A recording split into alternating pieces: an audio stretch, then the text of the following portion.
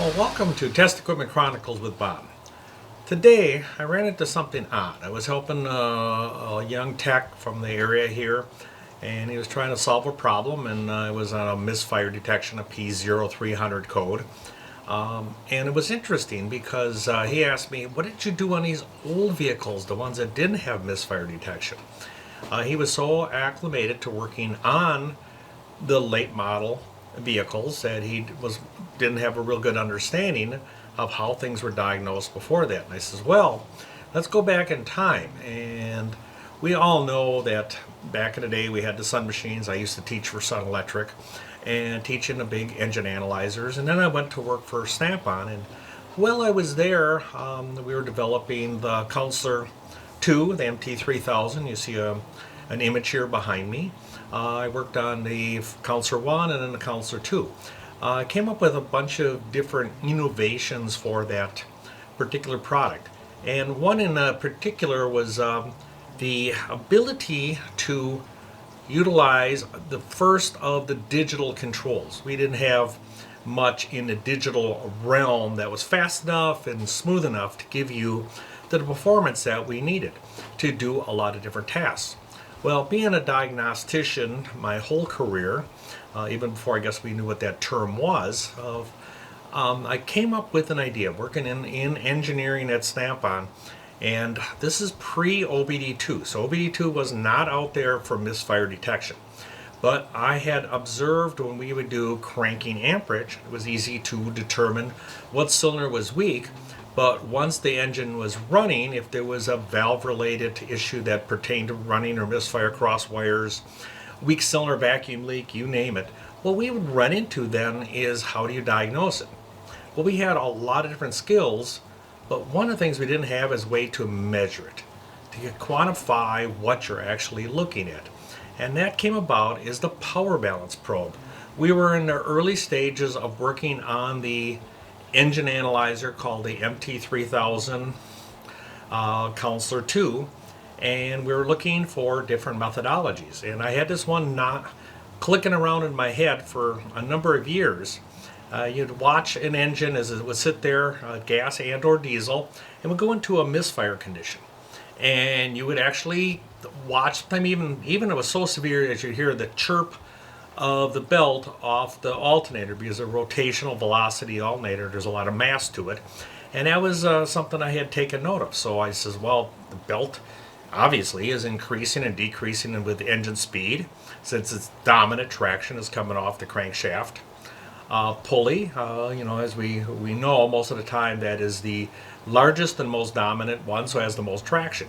So I thought about that, quite involved, and I went and talked to other members of the engineering team.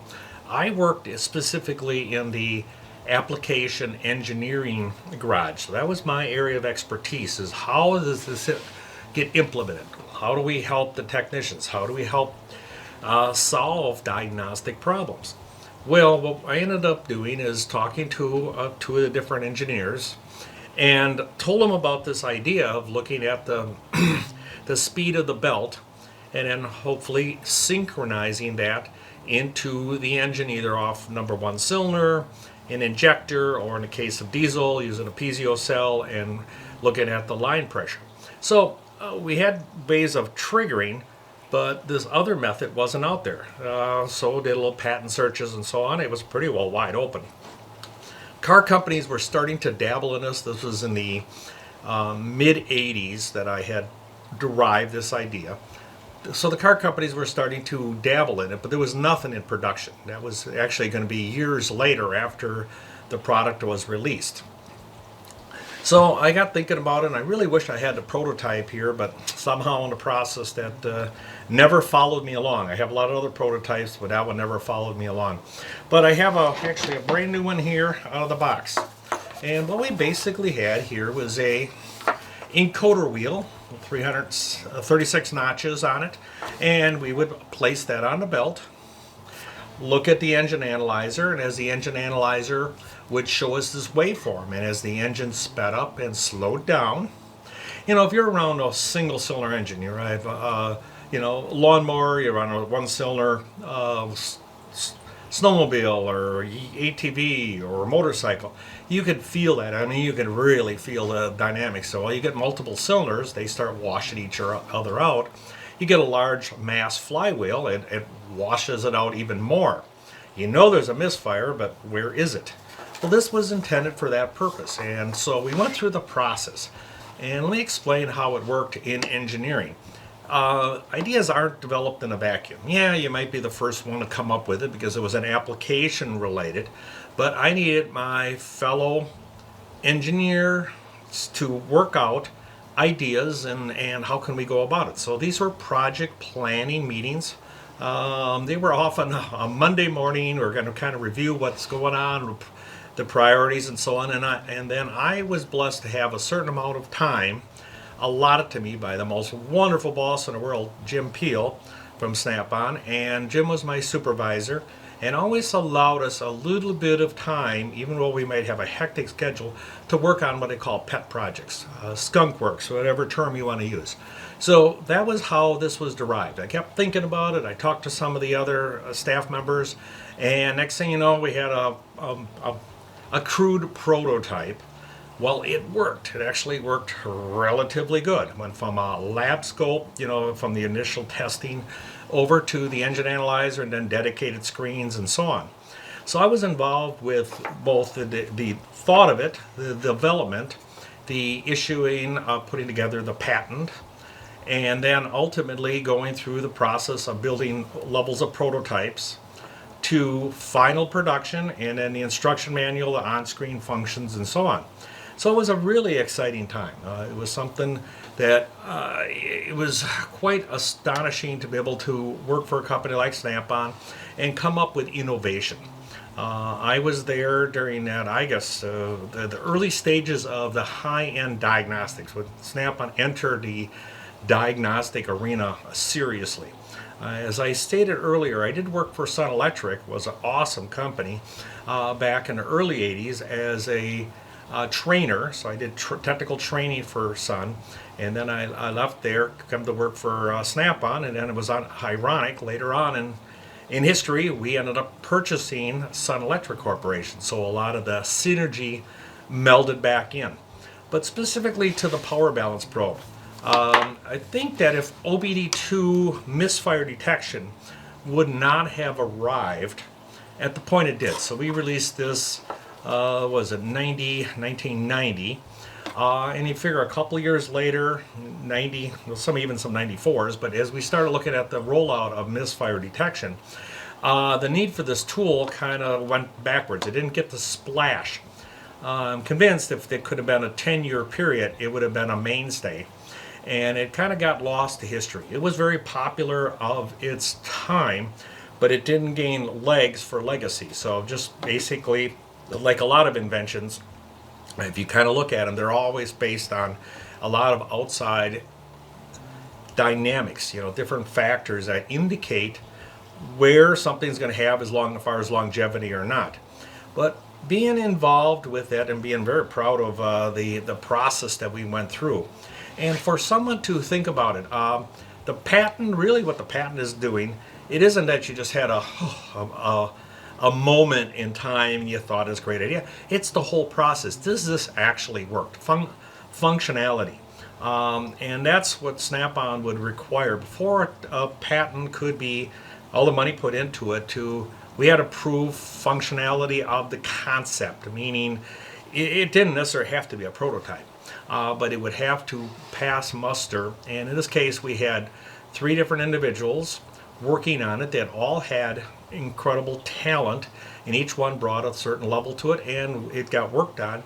And at that point, it was felt very confident. We had some rolling prototypes, and patent attorneys could see the logic in it. So the money was spent. I believe at that time, to run a patent through the whole process, they did a cost analysis on it. I believe it was about $40,000. So that was a lot of money back in the late 80s when we were coming out with this. I think this was like 88, 89 when the concept was put together. It takes a while to go through the whole patent process and so on. I don't believe in this one there was any appeals because it was pretty clean. and very focused. There was really nothing out there. There was a couple industrial designs, but they didn't really match what we were doing. So the theory is if you have an idea, and I know a lot of time has passed, so I'm talking about, 19, basically coming up on 1990, and here we are and going into, and at the time of this video here, we're going into 2026. That's a lot of years, but a lot of ideas are very timely, and if you can come up with a technology, like one thing I've been studying an awful lot is AI. And AI, I think, is going to be a game changer. And so you got this incredible chunk of processing ability, reasoning ability that you can put in within innovation. So, hey, enough of that. Thing is, I want to just talk about this product. I imagine some of you have actually used it back in its day, or have used a counselor scope. And if you have an interest, I would like to tell more of the stories behind what took place to put out these products. There was a lot of them, and I actually have a lot of the original prototypes and a lot of different stories that pertain to things that you see in the field today that you might be kind of curious, well, where did they originate? Well, if I didn't have my fingers involved with it, I actually had my eyes involved with it. I saw it happen. And there is a lot of stories to be told from that era. I guess we'd say the transition of the automotive, and from one stage, we would call it purely the analog stage, carburetors, points, blah blah, to the electrification, to the digitalization of vehicles, and then how did the equipment follow in suit? I worked on the very first Snap-on MT25, had to think for a second, 2500, everybody called it the brick. That was a very innovative product. That's another one I'd like to talk about. I wasn't part of the development team, but I was part of the evaluation team. We had come from using the OTC was kind of the big player at that time, with their, I think, the Monitor 4, Monitor 5, Monitor 2000. I actually personally purchased all them products. So them were all kind of interesting times. So if you have an interest, please comment. Make sure you subscribe, and I'll have more coming your way. Have a great day.